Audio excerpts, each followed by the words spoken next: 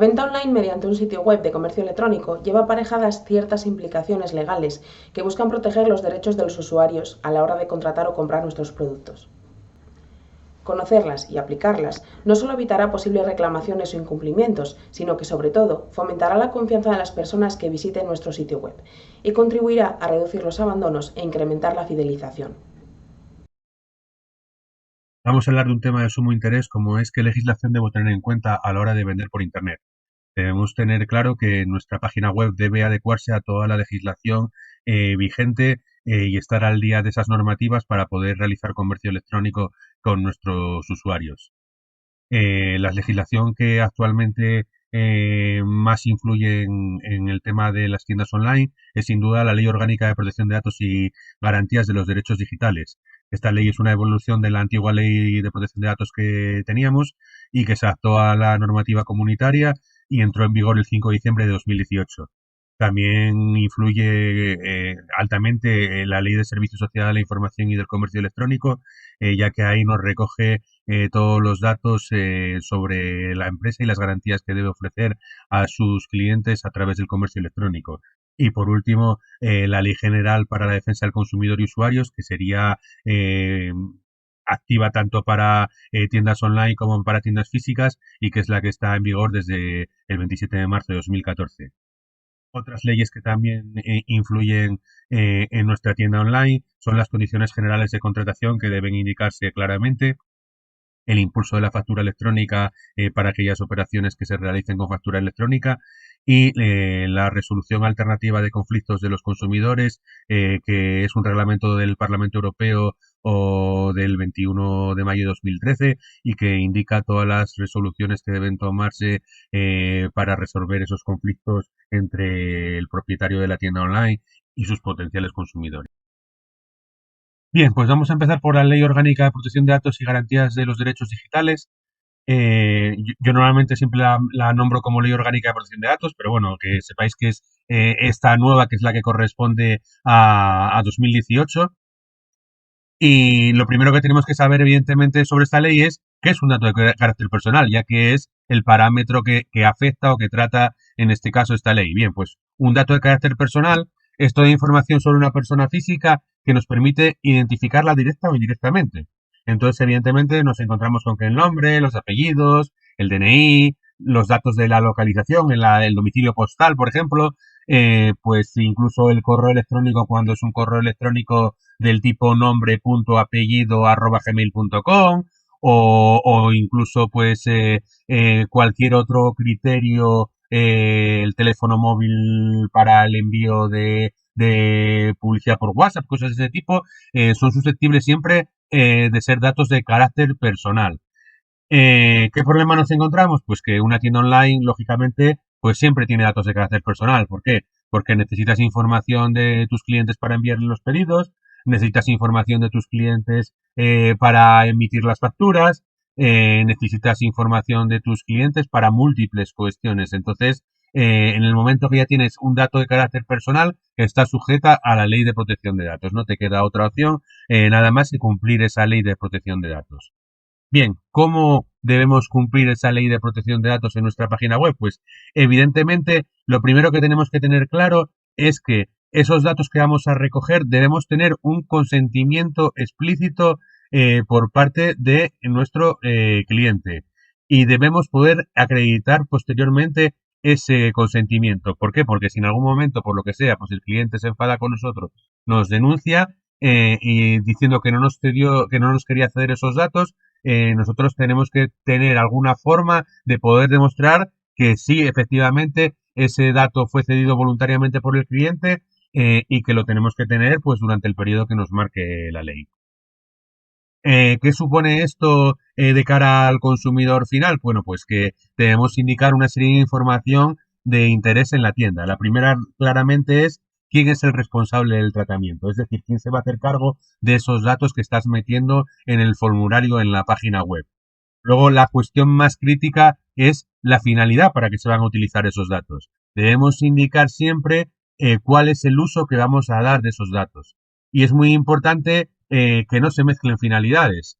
Es decir, si nosotros introducen los datos en la ficha de cliente para que les enviemos un pedido, pues lógicamente habría que activar una opción que sea la finalidad es el envío del producto al cliente en el caso de realizar una venta.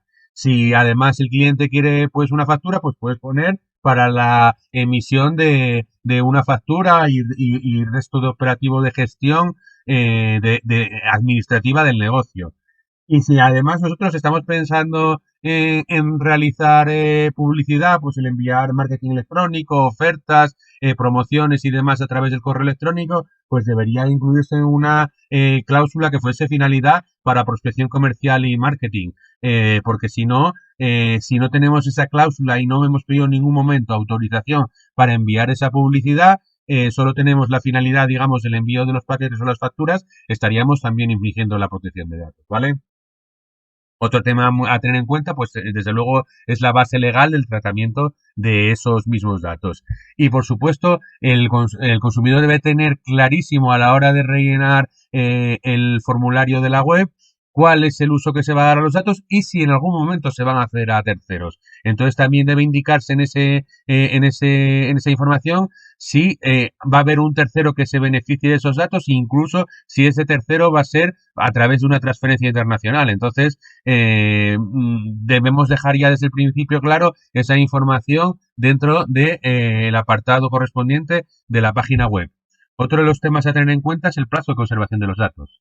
Hasta el cambio de la ley en el 2018, pues los datos tú tenías que tenerlos una cantidad mínima, que en el caso de España son los 5 años obligatorios por temas fiscales, pero luego no había un límite máximo de conservación de los datos. Tú podías tenerlos pues eternamente sin ningún problema porque nadie iba a pedir explicaciones. Ahora con el cambio de ley, pues debemos marcar un plazo máximo de conservación de esos datos. Es decir, nosotros decidimos que debemos tener como máximo los datos 7 años después de la última operación comercial con un cliente y en ese momento deberían eliminarse. ¿Por qué? Porque ya se consideran que después de ese periodo el cliente está inactivo, ya no está interesado en nuestros servicios, con lo cual tendríamos que tener esa obligación de eliminar ese dato, ¿de acuerdo?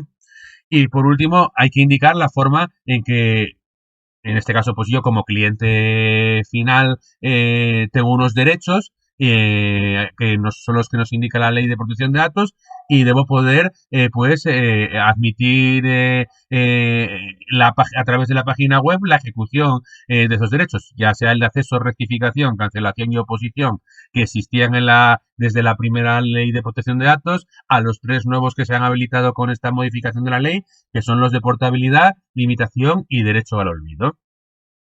¿Qué pasa? Que todo esto además debemos redactarlo en un lenguaje claro y sencillo, que se explique de una forma clara y concisa y sobre todo que tenga un fácil acceso. Es decir, que no esté rescondido ahí en la última página de todas las opciones que haya dentro de nuestra web, sino que sea visible en un sitio fácilmente accesible y en este caso se suele recomendar pues que esté en el pie de página pues tanto el aviso legal como la política de privacidad para facilitar en todo momento al cliente que desde cualquier pantalla de la página web pueda acceder a esa información. Bien, lo que tenemos que tener claro en cómo traducir esto a la página web es que debemos de tener un mecanismo que recabe el consentimiento explícito del cliente. Entonces, pues en el formulario debería indicarse al final pues un check en el que obligues al cliente a aceptar esa política de privacidad. Y ese check debe estar siempre desmarcado por defecto. Es decir, el cliente tiene que hacer, entre comillas, el esfuerzo de tener que pulsar el acepto la cláusula de política de privacidad y términos de uso, porque es lo que se suele poner habitualmente. Si el cliente no pulsa ese check, no debería dejar enviar el correo electrónico con los datos de carácter personal porque no estamos recabando ese consentimiento explícito, ¿de acuerdo? Y aquí tenéis una pequeña tablita pues con esos conceptos de interés para la ley de protección de datos, como son los que hemos hablado, tanto el responsable de tratamiento, la finalidad de uso o de la documentación o de los datos que se recojan, la legislación que sirve de base para el tratamiento jurídico, los destinatarios, si va a haber algún tipo de cesión de estos datos, y los derechos que tenemos como usuarios finales, las personas interesadas. Y luego hay uno último que no he mencionado, que es el tema de la procedencia, pero bueno, al final aquí la procedencia, lógicamente, si se rellena un formulario, pues la procedencia pues es la propia página web donde está incorporado ese formulario.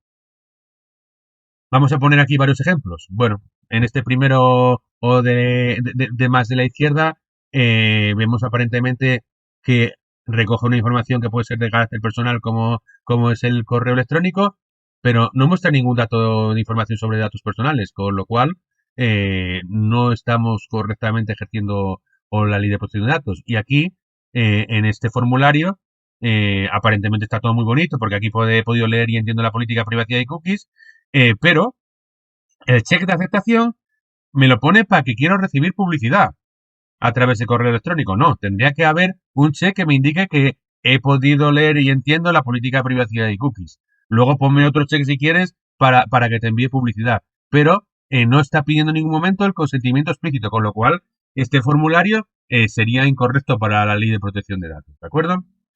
En este otro ejemplo, lo que vemos es que está hablando de cosas viejas, porque está refiriéndonos a la protección de datos de 2000, o sea, de 1999, nos dice que el fichero está inscrito en la Agencia de Protección de Datos, nos está diciendo que usted puede modificar, acceder, modificar y solicitar que cancelemos los datos, pero no habla nada de los otros, del resto de derechos que tenemos como clientes, con lo cual estamos hablando de términos legales obsoletos y no incluye ninguna información a la nueva ley orgánica de protección de datos, con lo cual toda esta cláusula también estaría incorrecta, ¿de acuerdo?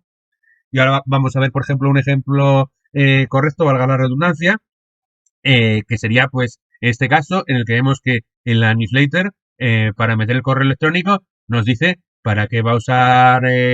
Bueno, vamos a ver ahora un ejemplo correcto. Aquí vemos que nos pide que introduzcamos el correo electrónico para añadirse a una newsletter, y vemos que en este enlace del cómo nos envía a una parte que es la información completa de la política de privacidad de la empresa. Si vamos al apartado de registrarnos, lo mismo, metemos el correo electrónico y nos pide, aparte de cuestiones, digamos, específicas de ofertas y modelos para la publicidad, he leído y acepto la política de privacidad y los términos de uso de BH Bytes. Y estos enlaces nos llevan nuevamente a esta página de la política de privacidad, con lo cual aquí, en este caso, estamos cumpliendo correctamente todo lo que los requisitos que nos exige la ley de protección de datos. En este ejemplo, vamos a ponerlo un poco más grande para que se vea claramente, aparentemente da la sensación de que está el responsable, está la finalidad, está la legitimación, está el destinatario, están los derechos, está la información adicional y encima si pulso aquí nos lleva a una página en la que nos da más información. Pero si buscamos un poco más, raspamos un poco más, vemos que aquí nos dice que considera ya por defecto que aceptamos el consentimiento. No nos está pidiendo en ningún momento el consentimiento. Dice, tú rellenas estos datos porque quieres ser mi cliente y estás aceptando mi protección de datos. No, no solicita en ningún momento el consentimiento expreso, con lo cual está infringiendo la protección de datos. Entonces, en este caso, pues estaríamos ante un formulario incorrecto. Un nuevo ejemplo, pues aquí vemos el que recoge todos los datos y tenemos un apartado ya que nos dice he leído y acepto la política de privacidad. Y si pulso en el enlace, aquí ya nos pone toda la información, pues es el responsable, la finalidad, la legitimación, los datos tratados, los destinatarios, las transferencias internacionales en este caso, los plazos de conservación, los derechos a los que tienen los clientes, incluso más información que puedes ampliar pulsando en este enlace. Bueno, pues en este caso cumple completamente con todo lo que requiere la ley de protección de datos y estamos ante un caso correcto. Vamos a pasar ahora a la ley de servicios de la sociedad de la información y del comercio electrónico. En este caso, pues se aplica a todos aquellos servicios de sociedad de la información cuando constituyan una actividad económica o lucrativa para el prestador del servicio. Normalmente son servicios prestados a distancia por vía electrónica y a petición individual del destinatario, sean o no prestados de forma onerosa. Y tienen esa consideración, pues, la contratación de bienes o servicios por vía electrónica, la organización y gestión de subastas por medios electrónicos, la gestión de compras en red por grupos de personas y el envío de comunicaciones comerciales, así como el suministro de información por vía telemática.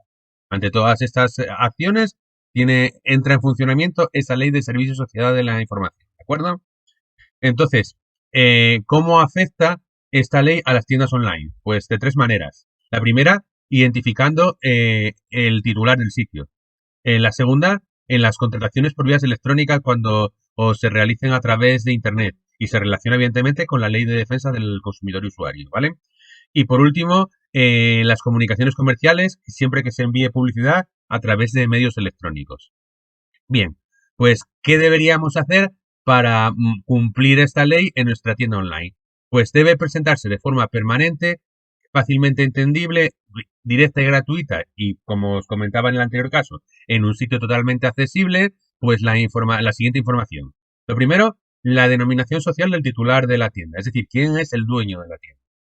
La segunda, el domicilio y los medios de contacto, pues correo electrónico, teléfono, fax, lo que corresponda, para poder comunicarnos con la empresa. Por supuesto, luego el dato del CIF, el número de identificación fiscal. También es importante el registro mercantil en el caso de aquellas empresas que sean sociedades mercantiles. En un caso de un autónomo, pues no corresponde poner los datos del registro mercantil porque no está inscrito en el registro mercantil, pero debe de indicarse en qué registro mercantil, en el tomo, en el folio y demás en el que esté inscrito la empresa. La autorización administrativa previa que pueda ser requerida. Y si procede, datos profesionales, pues la colegiación, el título académico, si es una concesión administrativa, pues la autorización y las normas profesionales de las profesiones que sean reguladas en ese caso. También, si está adherido a algún código de conducta, la propia empresa o el profesional correspondiente. Y lo más normal es que todo eso se junte en un apartado que se suele llamar aviso legal y que suele estar también incluido junto con el de protección de datos en la parte de abajo, en el pie de página, para que el cliente tenga acceso en todo momento a esa información.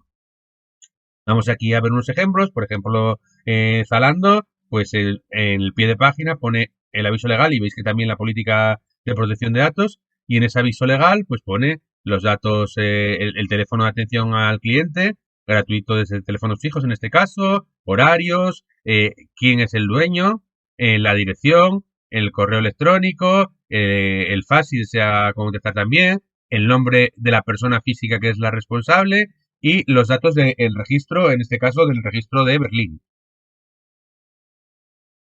Un nuevo ejemplo, aquí vemos el aviso legal, en el pie de página también, y nos pone pues los datos de la empresa, que es la denominación social de la empresa, el CIF, bueno, aquí están todos los datos borrados para que no salgan excesiva información, la sede, el domicilio físico de la empresa, la inscripción en el registro mercantil de la provincia que sea, en el tomo que corresponda, en la inscripción que sea y en la hoja que sea, ¿vale?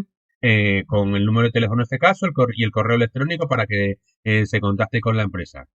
En este caso estaríamos ante una buena práctica de cómo poner en la Ley de Servicios Sociales de la Información en nuestra página web. No por mucho rellenar y por mucha información que pongamos, por ejemplo, es muy típico lo de la propiedad intelectual y las condiciones de uso y parrafadas inmensas de cosas que nos vienen a contar en esta parte del aviso legal, pero luego vemos aquí en el aviso legal que dice que esto es la parte, digamos, que afecta a la ley de servicios de la información y comercio electrónico de esta web, que si quieres alguna duda que contactes en el teléfono de correo, pero no nos pone ni quién es el propietario, ni toda la información de la que estamos hablando. Entonces, en este caso, pues sería un mal ejemplo de un aviso legal, estaría infringiendo la ley de servicios sociales de la información y encima nos incluye información que no es necesaria y que pues debemos considerar hasta irrelevante o que, bueno, puede ser de interés el tenerla, pero que no afecta, o sea, que no afecta directamente a la ley de servicios de sociedad de la información. En cuanto a la contratación por vía electrónica, al final una venta de un producto no deja de ser una contratación. Se debe facilitar ciertos datos de manera previa a la contratación, a esa compra, en un apartado que sea siempre visible y fácil accesible. Y, por supuesto, como todos los casos anteriores, redactar un lenguaje claro, sencillo y conciso. y este apartado es el que normalmente se suele aparecer en las web y que llama condiciones generales de compra. En esas condiciones generales de compra se indica pues los trámites a seguir, si el contrato se archiva o si está accesible por algún sistema para el consumidor. Los medios técnicos a disposición del usuario para identificar y corregir errores en la introducción de esos datos. El plazo de validez de las ofertas que se estén contratando. El lenguaje en el que se va a formalizar el contrato. O sea, si por ejemplo tú estás haciendo operaciones internacionales, debes indicar pues si el contrato lo vas a seguir haciendo en castellano o en el idioma en el que estés activando la página web en inglés o lo que sea, ¿vale? Las informaciones sobre las condiciones generales del contrato. Y toda esta información se debe enviar en una confirmación electrónica en un plazo de 24 horas. Es decir, tú cuando se activa un cliente, deberías toda esta información enviarle un correo electrónico con esta información para que él la disponga antes de recibir el producto. Varios otros aspectos luego encima son ampliados en la Ley de Defensa de Consumidor y Usuario, con lo cual luego volveremos un poco hacia ellos.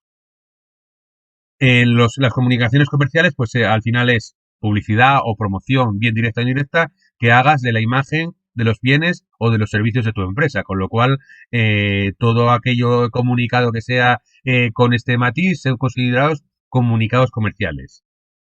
Inicialmente se prohíbe su envío por correo electrónico si no han solicitado o no han sido expresamente autorizados. Hay una pequeña excepción. Esta prohibición no se aplica si ha habido una relación contractual previa. Es decir, si alguien ya es cliente porque hemos realizado una transferencia o una operación económica con ese cliente y esos datos son obtenidos lícitamente, es decir, ya se ha indicado al recoger los datos que te pueden enviar información publicitaria, pues entonces sí estaríamos en un caso correcto del envío del comunicado comercial.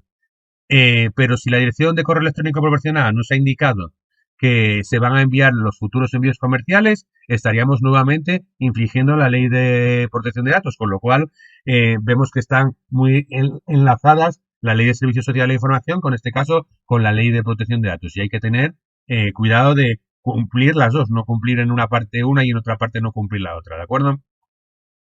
Debe existir siempre una posibilidad de revocar el consentimiento del envío de esos boletines publicitarios. Con lo cual tiene que haber siempre una opción de si usted no desea seguir recibiendo este tipo de comunicados, pulse la baja aquí. Y sea una forma evidentemente sencilla y gratuita, que no tengas que andar por 27 páginas web antes de conseguir que te dé de baja en ese boletín. En los comunicados debe identificarse quién es el propietario, la persona física o jurídica que realiza la comunicación comercial. ¿Por qué? Porque en el caso de actuar legalmente contra esa persona hay que tenerla identificada. Vale, si recordáis este formulario lo vimos antes y habíamos dicho que a nivel de protección de datos era incorrecto. Sin embargo, como ley de servicios sociales de la información, es totalmente correcto porque nos está pidiendo la autorización para recibir publicidad a través de correo electrónico. Entonces, en este caso, sería un buen ejemplo de ley de servicios sociales de la información y un mal ejemplo de ley de protección de datos. Aquí tenemos otro caso, que era el que estábamos viendo con anterioridad también de Springfield, en el que he leído y acepto la política de privacidad, veíamos que era totalmente correcto, y ahora vamos a ver cómo está en la parte de ley de servicios sociales de la información. Bien, pues nos dice que quiero recibir emails de Springfield y del resto de nuestras marcas. Y eso nos lleva pues a un apartado en el que nos pide información adicional, pues como la fecha de nacimiento, el correo electrónico, darte de alta con una contraseña, pero aquí nos pone algo muy interesante que es, me gustaría recibir descuentos exclusivos, novedades y tendencias por email, puedo darme de baja cuando quiera, opcional, y tengo que marcarlo. Con esto estaríamos cubriendo la parte de ley de servicios de social e información y en este caso pues sería un ejemplo de buena práctica. Y para terminar un mal ejemplo, que en este caso sería en estas coletillas que nos pone aquí, no consiento el tratamiento de mis datos para trasladar mi información comercial o no consiento el tratamiento de mis datos para información comercial de terceras empresas colaboradoras. No vale. Esto no vale. El consentimiento debe ser siempre en positivo y no se debe considerar por defecto que lo aceptan. Y aquí lo que te están pidiendo es que no autorices al envío y si no lo autorizas, no te lo voy a mandar. Esto es totalmente erróneo y equivocado y no cumpliría la ley de Servicio Social de la Información, con lo cual sería un mal ejemplo en este caso. Vamos a hablar ahora de una ley que nos está dando bastante guerra, que es la ley de cookies, que tiene parte en la ley de protección de datos y parte en la ley de Servicio Social de la Información. Desde abril de 2012, la ley de Servicio Social de la Información incluye un artículo con 22 cuestiones relativas a la normativa sobre la protección de datos en el empleo de cookies en sitios web. Encima, luego en la Ley de Protección de Datos y en el Reglamento General de Protección de Datos Europeo, pues en 2020 se incorporaron cambios obligatorios que supuso también, digamos, todos estos inconvenientes que están surgiendo últimamente con la política de cookies. Si las cookies empleadas en un sitio web recopilan datos de carácter personal, se debe facilitar al usuario información clara sobre qué información recoge, para qué se destina esta información y indicar incluso cómo activar o desactivar todas esas opciones. Además, se debe obtener el consentimiento del usuario para su utilización. Volvemos a lo mismo, consentimiento expreso. No vale decir si continúas navegando es que aceptas mi política de cookies. No, eso no es una opción válida. ¿Qué información debemos incluir en la política de cookies? Bueno, pues evidentemente las distintas cookies que se utilizan, su tipo, si son propias, son de terceros, si son de sesión o quedan almacenadas en el ordenador, si son de análisis, si son publicitarias y la finalidad del tratamiento de los datos que se van a obtener con esas cookies. Luego, las consecuencias que pueda sufrir el usuario por no utilizar esas cookies. Y hay que tener en cuenta que en ningún momento se puede restringir el acceso a los servicios o a las funcionalidades de la web por no haber aceptado esas cookies. Hay que dar siempre una alternativa para seguir utilizando la web sin que se usen esas cookies.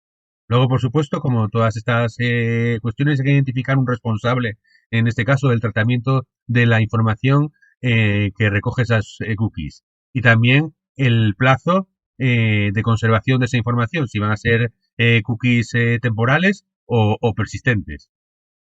También si existe una toma de decisión automatizada para generar perfiles de usuarios. Y si se va a realizar algún tipo de transferencia internacional fuera de la Unión Europea. Los derechos que tiene el interesado y cómo gestionar en los principales navegadores todas estas opciones de la política de cookies. ¿Cómo me afectaría a mi tienda online esta política de cookies? Pues todas las tiendas online que utilizan analítica web, sobre todo, por ejemplo, Google Analytics, pues meten cookies, con lo cual ya tenemos ahí un problema que es para recoger los datos de la información sobre nuestros visitantes de la web, necesitamos tener activadas una cookie de terceros que son las de Google Analytics. Si encima utilizo sistemas de rastreo y perfilado de usuarios como el pixel de Facebook, pues también lleva tema de cookies de terceros. Y si metemos vídeos enlazados de YouTube o Vimeo incrustados, pues esos vídeos lanzan cookies también para obtener información de quién está viendo esos cookies.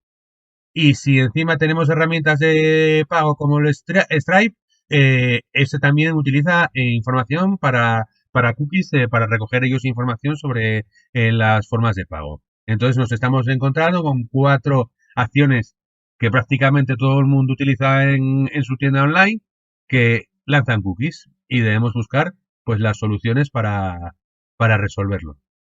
Sobre el consentimiento. El consentimiento debe ser explícito y debe tenerse antes de que se haga la instalación de la cookie. Con lo cual, y hay que indicar, por supuesto, la finalidad de esa cookie, con lo cual necesitamos tener esa autorización antes de que haga ninguna interacción con la página web. Además, el usuario debe poder cancelarlo en cualquier momento. Puedes inicialmente estar interesado y luego o pensártelo mejor y cancelar ese permiso a las cookies. Y en ningún caso la inactividad, como os decía antes, o el puede continuar navegando en mi sitio, es una forma de prestar consentimiento. No es válida esa opción. ¿Cómo puedo saber si una web carga cookies? Bueno, pues hay multitud de herramientas. El cookie surf, tú pones ahí la URL de la página y te va a decir todas las cookies que está utilizando. Tienes el cookie metric que te da esa misma información un poco más detallada. Incluso tienes el Phantom Analyzer que lo que te hace es un escaneo de la página para ver qué cookies está metido en el sistema. ¿Cómo puedo evitar que mi tienda cargue esas cookies si no las acepta el usuario? Pues el consejo es el intentar evitar cookies de terceros innecesarias, con lo cual, en la medida de lo posible, hay que utilizar bien plugins, bien dispositivos que reduzcan al máximo esa recogida de cookies, o sea, esa recogida de información por parte de cookies. Por ejemplo, con el Analytics, pues hay herramientas gratuitas y de pago que recopilan solo datos estadísticos esenciales y que no emplean cookies, como puede ser ahí las que veis. El Phantom, el Coco Analyzer, el Simple Analytics, que es uno que se utiliza con bastante frecuencia. Entonces, bueno, son simplemente herramientas que eliminan la cookie, pero te siguen manteniendo esa recogida de información para que no sean invasivas. En YouTube hay una opción de activar modo de privacidad aumentada, que lo que hace es prevenir que se lancen esas cookies y con eso nos ahorramos también pues el tener que justificar las cookies del YouTube. Para el Stripe pues hay un plugin de WordPress que es el Restit Control Pro y otro que es el Easy Digital Download que hace que las cookies solo se utilicen en el momento que es totalmente imprescindible, no cojan más información de la que sea necesaria.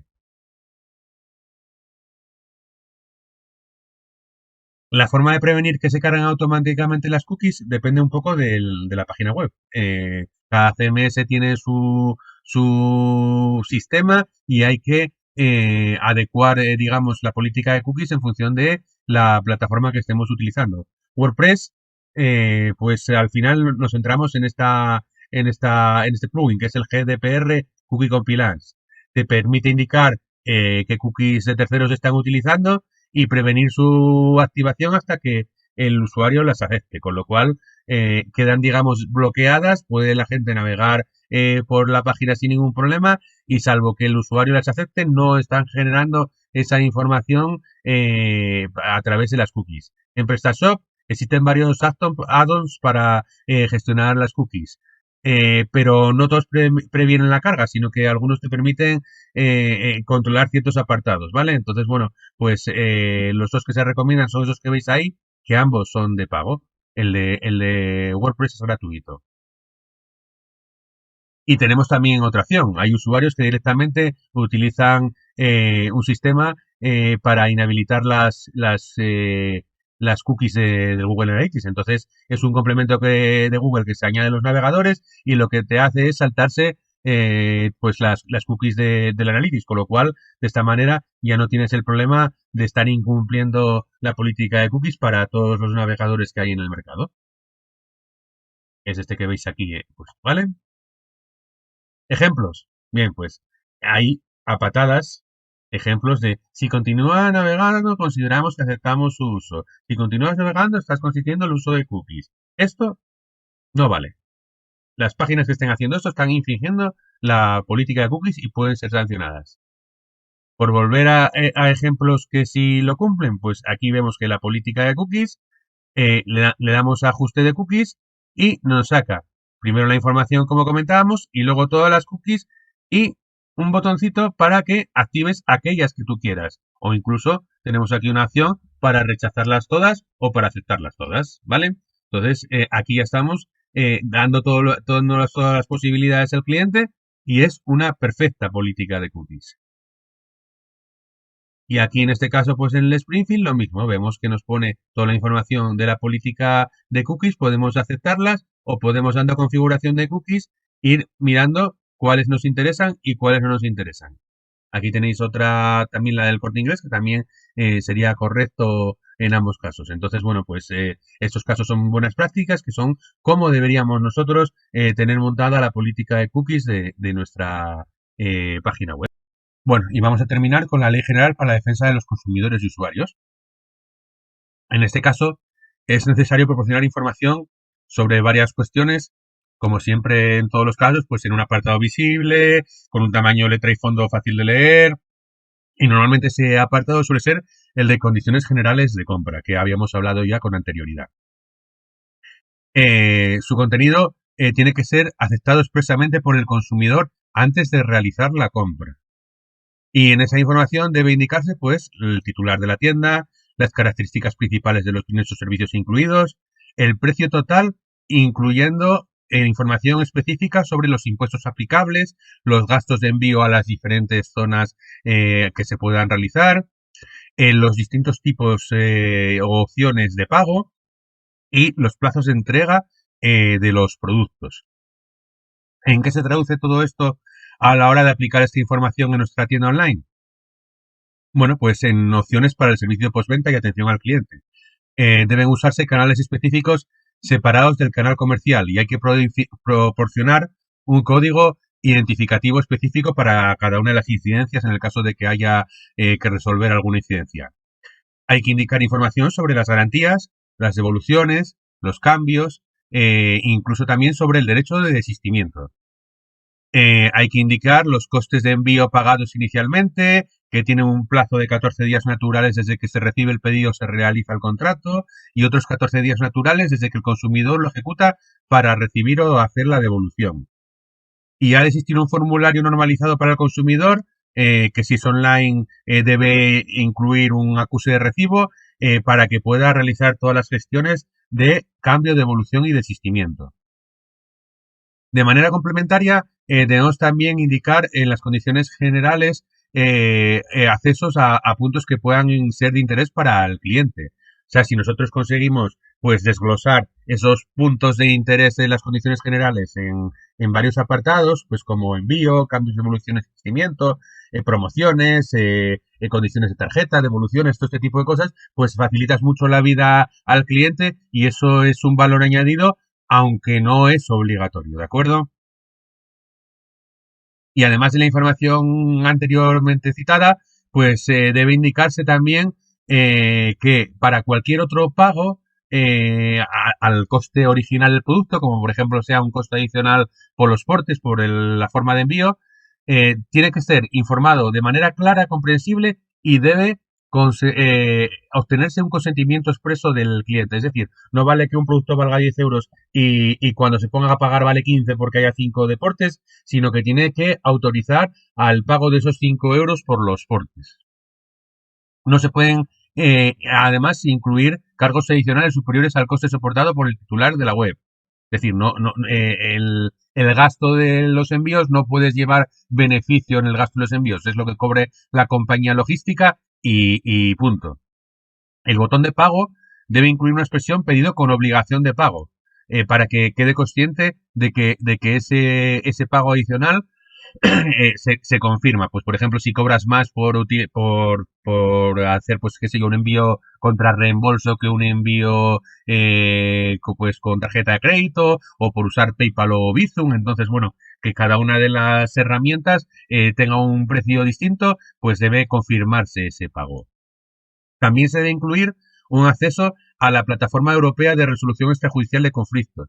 Tenéis ahí la URL del enlace y bueno, eso es un tema obligatorio o que viene de la Unión Europea para facilitar, digamos, los derechos del consumidor final. Y también debe facilitarse, en el caso que el cliente lo reclame expresamente, la posibilidad de hacer el envío de una factura electrónica y facilitar el acceso a programas para que el usuario pueda leer, copiar y descargar esa factura electrónica gratuitamente, no suponga ningún coste adicional para el consumidor final. Bien, y para terminar vamos a ver unos ejemplos. Aquí vemos pues los detalles de facturación que nos pone pues toda la información que requieres y si decides enviar la información y aquí digamos el resumen antes del pago de la factura. ¿Qué errores vemos claramente en estos apartados? Debería haber aquí un enlace en este cuadro blanco que no aporta nada para consulta las condiciones generales de compra. ¿Por qué? Para que el cliente, antes de realizar la compra y de rellenar todas estas parrafadas y tener todos los datos de carácter personal, pueda evaluar si esas condiciones de compra son las apropiadas o no. Y en tu pedido vemos que nos pone que se compra un producto que vale 83,27.